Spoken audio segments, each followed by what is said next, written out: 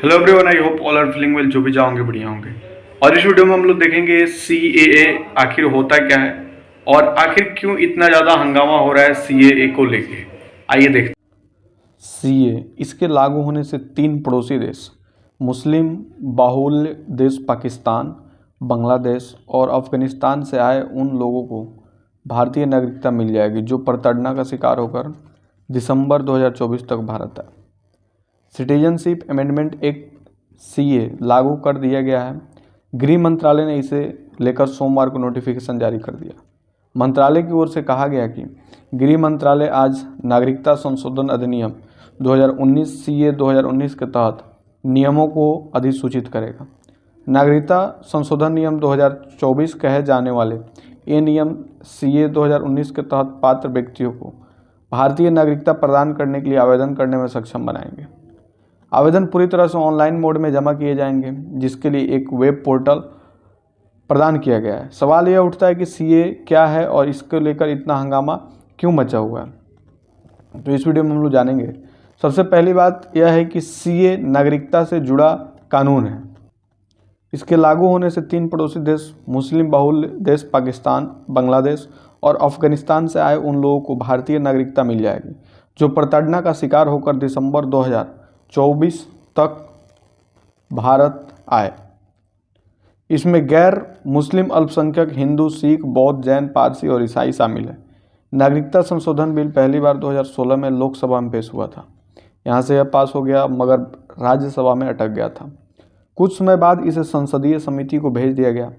तब तक 2019 तक लोकसभा चुनाव आ गया।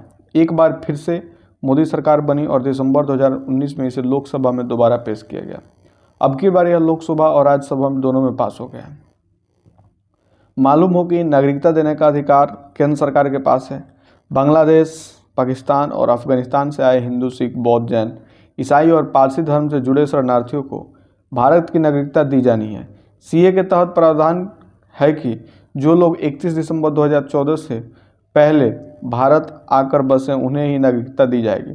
इसके तहत उन लोगों को अवैध प्रवासी बताया गया जो भारत में वैध यात्रा दस्तावेज, पासपोर्ट और वीज़ा के बगैर घुस आए, या फिर ऐसे लोग जो वैध दस्तावेज लेकर भारत में आए मगर तय अवधि से ज़्यादा समय तक यहीं रुके रहे।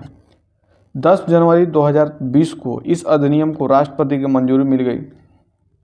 हालांकि इसके खिलाफ देश के कई हिस्सों में विरोध प्रदर्शन शुरू हो गए थे। यह कानून अब तक लागू नहीं हो सका। इसके लिए कार्यान्वयन के लिए नियमों को अब तक अधिसूचित किया जाना बाकी था, लेकिन अब रास्ता साफ हो गया। संसदीय कार्य नियमावली के अनुसार किसी भी कानून के नियम राष्ट्रपति की मंजूरी के 6 महीने के भीतर तैयार किए जाने चाहिए, नहीं तो सरकार को लोकसभा और राज्यसभा की अधीनस्थ विधान समितियों से अवधि में विस्तार करने की मांग करनी होगी। वर्ष 2020 से गृह मंत्रालय नियम बनाने के लिए संसदीय समिति से नियमित अंतराल पर अवधि में विस्तार प्राप्त करता रहा है।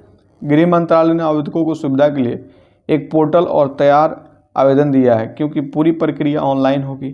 आवेदकों को वह वर्ष बताना होगा जब उन्होंने यात्रा दस्तावेजों के बिना भारत में प्रवेश किया। आवेदकों से कोई दस्तावेज नहीं मांगा जाएगा।